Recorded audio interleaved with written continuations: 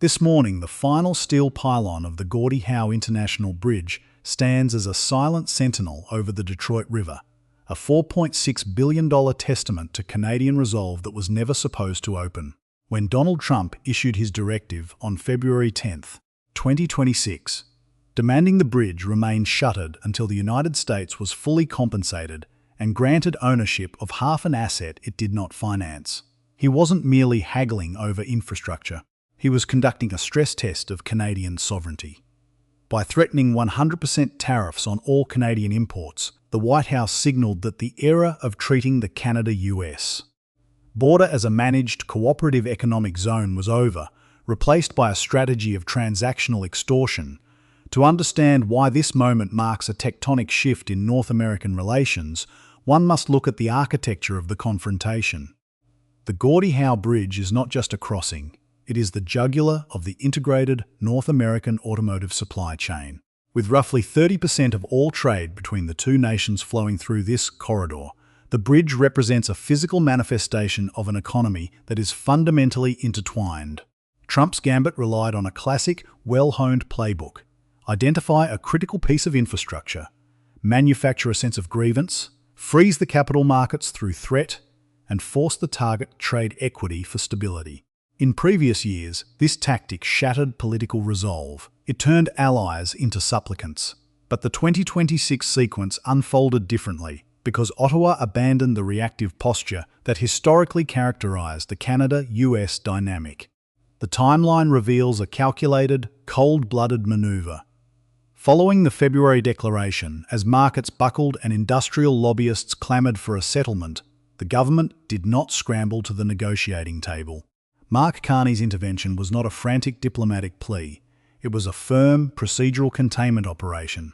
By stripping the debate of emotion and anchoring it to three irreducible facts: that the capital was 100% Canadian, that the legal compact was with the state of Michigan, and that the project was a joint Labour endeavour, Ottawa forced a confrontation with reality rather than narrative. This was a strategic pivot from damage control to asset protection.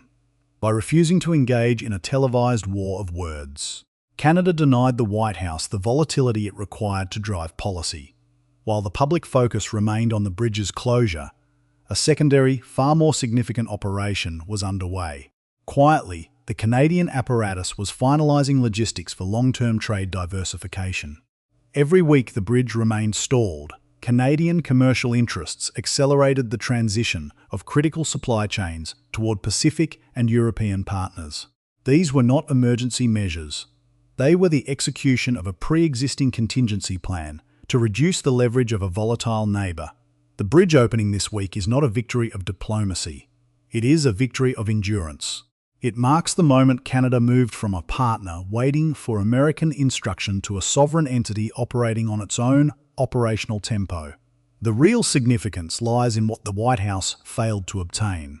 Had Canada conceded a single percentage point of ownership or provided a cent in extra contractual compensation, the precedent would have rendered every Canadian asset on American soil vulnerable to future administrative whim. Instead, the bridge remained entirely under Canadian-controlled governance, yet, as the first commercial trucks roll across the span, the victory remains fragile. Trump's threat of 100% tariffs was paused, not rescinded.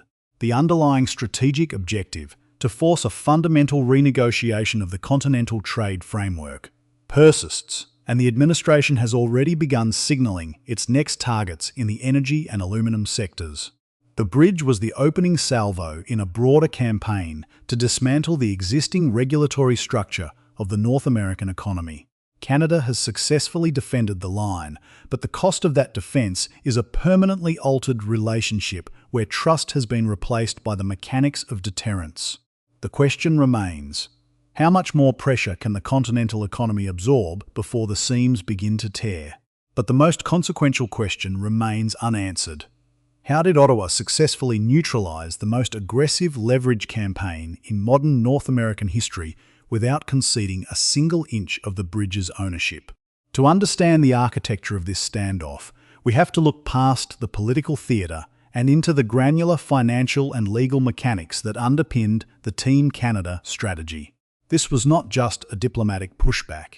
It was a masterclass in leveraging contractual permanence against executive volatility. First, consider the structural integrity of the project's ownership agreement. When the White House demanded 50% equity in the Gordie Howe International Bridge, it was attempting to bypass a decade of established law. The bridge operates under the authority of the Windsor-Detroit Bridge Authority, WDBA, a Canadian Crown corporation.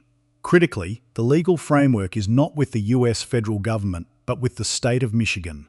By anchoring the project in a state-level compact, Ottawa effectively created a jurisdictional shield. Trump's demand for federal ownership would have required the dismantling of a legally binding treaty between a sovereign nation and an American state, a move that would have triggered a constitutio, now and legal crisis within the US itself. Canada knew that the governor of Michigan, who stood to benefit from the massive tax base and trade flow of an operational bridge, would be their most effective, if silent, ally. CFJC today, Kamloops II, the financial architecture of the Bridging North America Consortium, made the threat of permanent closure an economic impossibility for the private sector. The project utilises a 36-year design, build, finance, operate, maintain (DBFOM) availability payment concession. This means that the WDBA pays the private partners based on performance standards and operational availability. Because the project was structured as a long-term commercial contract, any prolonged, arbitrary closure forced by a federal executive order would have triggered massive indemnity clauses and massive legal liability for the public-private partnership. Canada essentially weaponized the contract. They made the cost of stopping the bridge higher for the stakeholders, including American investors and firms within the consortium, than the cost of ignoring the White House's rhetoric. FHWA, Centre for Innovative Finance Support, Project Profiles 3rd, look at the supply chain reality. The White House claimed that the bridge lacked American content was a tactical misdirection, easily dismantled by the raw data. Under the original 2012 agreement, a specific federal waiver allowed for the integration of American and Canadian steel. By ensuring the project remained in full compliance with these bilateral standards, Ottawa rendered the Buy American grievance obsolete. When Mark Carney presented the facts, he wasn't just talking to the president, he was providing the receipts for every steel girder and cement pour that crossed the Detroit River, creating a public record that the administration's own economic advisors knew they could not win on. CFJC today, Kamloops. This sequence of events reveals the true nature of the 2026 economic reality. The bridge is no longer just a piece of infrastructure. It is a prototype for how Canada must engage with an increasingly transactional superpower. The strategy was to isolate the executive threat by building a coalition of local interests, strictly adhering to contractual obligations, and refusing to engage in the reactive discourse that the administration uses to set the agenda. By forcing the bridge to open on a timeline determined by its own technical readiness rather than political pressure, Canada has established a new standard for sovereign conduct. But the victory at the Detroit River is only a single battle in a much longer war of attrition over the future of the North American trade regime.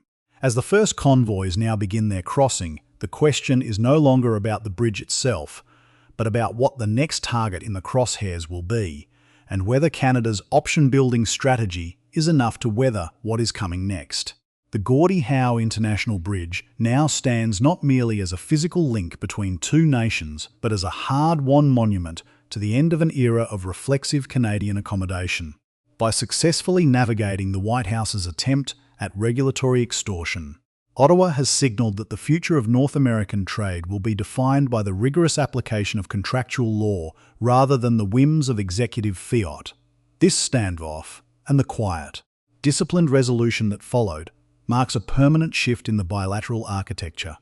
For decades, the Canada-US relationship operated on the assumption of special partnership, where trade disputes were managed through institutional channels, diplomatic back channels, and a shared commitment to long-term stability.